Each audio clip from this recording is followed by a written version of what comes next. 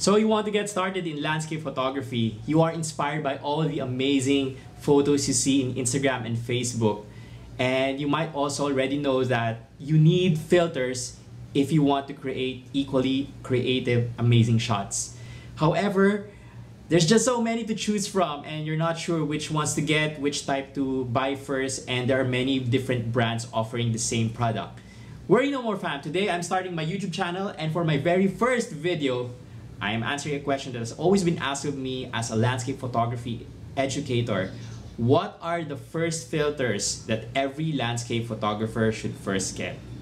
Let's go!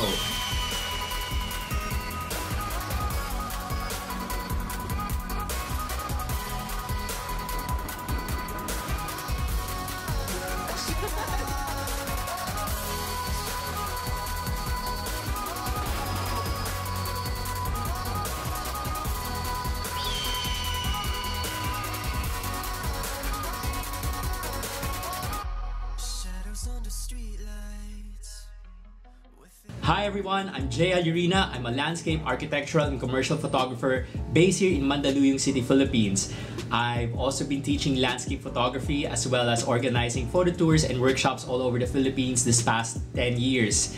And welcome to my YouTube channel. This is my first video and I'm very excited.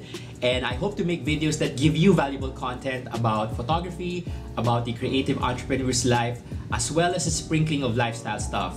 And please subscribe. I would be truly grateful and it will surely inspire me to continue creating more good stuff. Filters are an indispensable part of landscape photography. And when we mention filters, we're not talking about those wacky, sometimes tacky Instagram filters. No, we're actually talking about optical, physical filters that we put in front of our lenses. We use filters to improve the aesthetic of the shots that we are making, and also to achieve effects that are either tedious or impossible to do in Photoshop. This video won't be an exhaustive tutorial on how to use filters. Instead, it will just be a quick guide as to what filters you should consider getting first if you're just beginning landscape photography. I will surely make an in-depth tutorial on how to use these filters in future videos. So what are the first filters that every aspiring landscape photographer should first get? In my experience, every landscape photographer should have 1. A circular polarizing filter or CPL. Number 2, a 10-stop neutral density or ND filter. And 3, a 3-stop reverse graduated neutral density filter or GND. Let's take a closer look at these 3 filters. The circular polarizing filter or the CPL is a round screw-on type of filter that is actually made up of 2 pieces of glass that we can rotate. Its primary purpose is to deepen the blueness of clear skies as well as reduce the glare of shiny surfaces or remove reflections on shiny surfaces. The CPL is useful for enhancing the intensity of rainbows, reducing the glistening of wet vegetation, as well as making water surfaces glossier on long exposures. Essential filter number 2 is the 10-stop neutral density or ND filter. It is a square-cut piece of glass and comes in varying degrees of opacities or darkness, which is usually expressed in stops. The higher the stop number, the darker and more opaque the filter is, and the more powerful it is in blocking light. Think of ND filters as sunglasses. They reduce the amount of light coming into your lens. And the main function of this filter is it allows landscape photographers to do long exposures even in bright daylight without getting their shots overexposed. So for example, with a very opaque 10-stop filter like this one, you are able to do you can do a 30-second exposure and, for example, turn a rough turbulent scene into a smooth mirror-like surface, or capture swift moving clouds into long dramatic streaks without getting your shot overexposed. The last essential filter is the graduated neutral density filter or the GND. The GNDs come in many different variations and like NDs in many different opacities. I would recommend to get or acquiring the 3-stop graduated ND filter first, as this is the most versatile type. This is actually also my favorite type of graduated neutral density filter. These rectangular filters are either made of resin or glass and feature a darker top portion and a lighter or brighter, clearer bottom half. These filters are used primarily to balance the exposure between a bright sky and a darker foreground, which is typical of the landscapes that we shoot. G&Ds improve your landscape photographs because they allow you to expose your foregrounds brighter while keeping detail in the sky or not getting your sky blown out. The 3-stop reverse G&D for me is the most versatile of all graduated ND filters. It is perfect for capturing brilliant sunrises and sunsets, inducing starburst, lens flares, and it's equally useful in many other situations where you would need a G&D. If I have to recommend just one filter, if you could only for now buy just one filter, that would be the 10-stop neutral density or the 10-stop ND filter.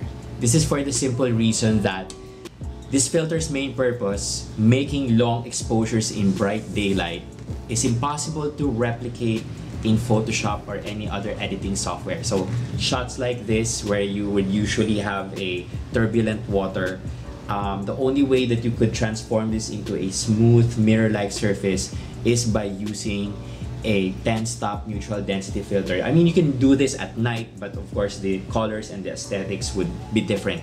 So the only way you can do long exposures and get this effect during daytime is by using a dense, opaque 10-stop neutral density filter. And really, these are effects that are impossible to do in Photoshop alone, and you really need to have this filter. And these are the effects, the streaking clouds, the long exposures of water. These are the effects that really make or transform your landscapes into something special, and they make it stand out from the rest of the other shots out there.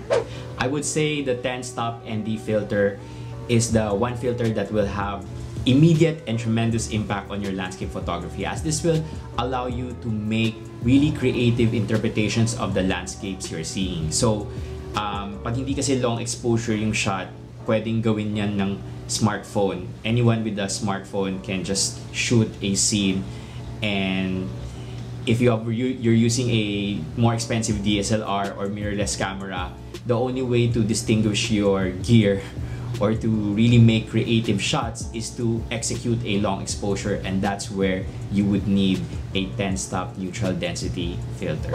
Don't overlook filter holders. To be able to use your filters effectively, you need to have a good filter holder system in your kit.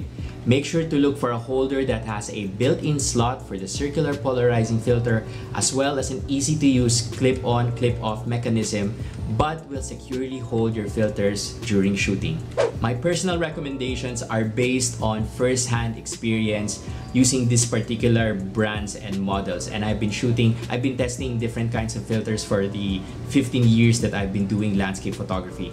I will link below the different contacts and stores where you can get these filters, and no, I haven't been paid to promote or to endorse these filters. For the circular polarizer, my top recommendation would be the one from KASE, because this is the only one with the CPL attaching to the holder magnetically. So unlike other circular polarizers where you need to screw it, this one it's just magnetic, so you just slap it in, and it's also very easy to remove. And because of that, the KASE holder is also my holder of choice. For the 10-stop neutral density filter, I would recommend getting the NISI version 6 or the KASE 10-stop ND. Both are made of solid glass and have virtually no color cast when you use them.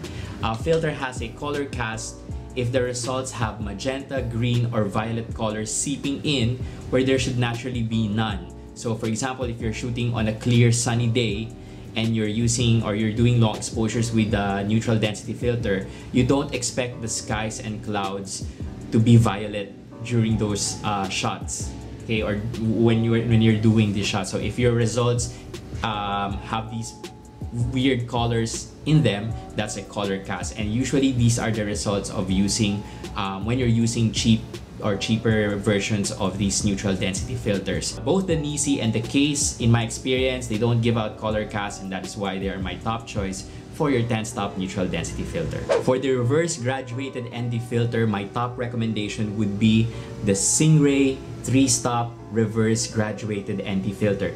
This version is made out of resin, and I've been using this for over 10 years now and for most of my landscape photography.